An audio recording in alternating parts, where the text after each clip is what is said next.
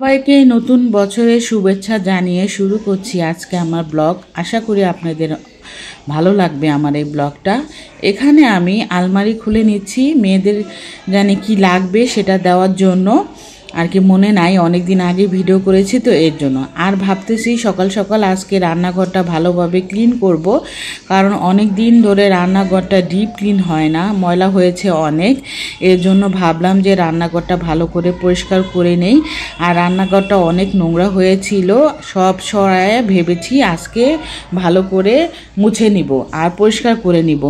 আর বরাবরের মতো রান্নাঘরটা যদি পরিষ্কার না থাকে তাহলে আমার ভালো লাগে না। এই যে বালতির নিচে এইগুলা সব আমি ফেলে দিব আর এক এক করে সব বের করে নিব, একটা ছাড়া সব বের করে আমি পরিষ্কার করে নিব। এই যে আমি সব বের করে নিয়েছি, এখন আমি রান্নাঘরটা ভালো করে পরিষ্কার করে নিচ্ছি।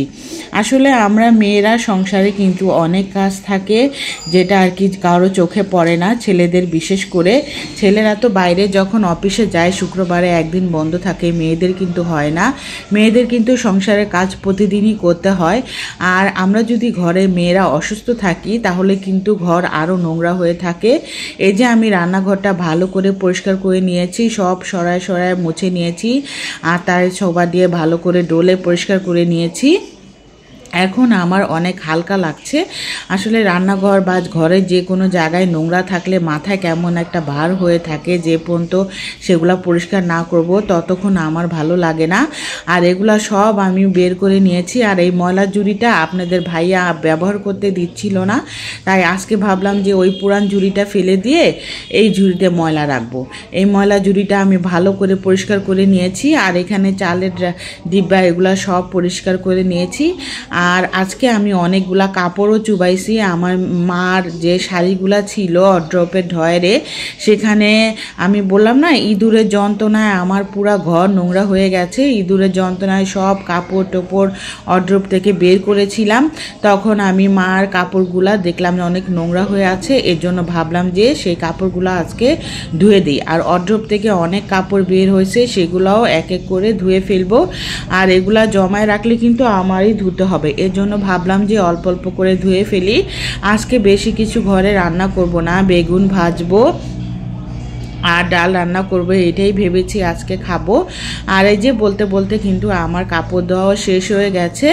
এই যে আমার মার শাড়ি, এই শাড়িটা আমার মার ছিল, দুইটা শাড়ি আমি ধুয়ে দিয়েছি। মা তো নাই, মার শাড়ি আছে। যখন মার কথা মনে পড়ে তখন মার শাড়ির দিকে তাকিয়ে থাকি। মার শাড়ির গন্ধ নেই, আসলে তখন মাকে অনুভব করি। এই যে এখানে আমি শাড়িগুলা ভালো করে ধুয়ে পরিষ্কার করে নিয়েছি, আর অন্যান্য আরও কাপড় সব ধুয়ে নিয়েছি। আর এটা হ্যাপি নিউ ইয়ারের রাত্রের বেলা সবাই দেখলাম এইবার ফানুস ফুরায় নাই আর কি, বেলুন ফুটাইছে। আর আমাদের মন মানসিকতা গতবারের মতো এবার তার সবারই বেশি একটা ভালো না, কারণ আমাদের ফ্যামিলিতে আমাদের ছেলে হারাইছি আমরা সবাই। এর জন্য আমরা সেরকমভাবে কেউই এবার আনন্দ করি নাই, আমরা সবাই মন খারাপ ছিল।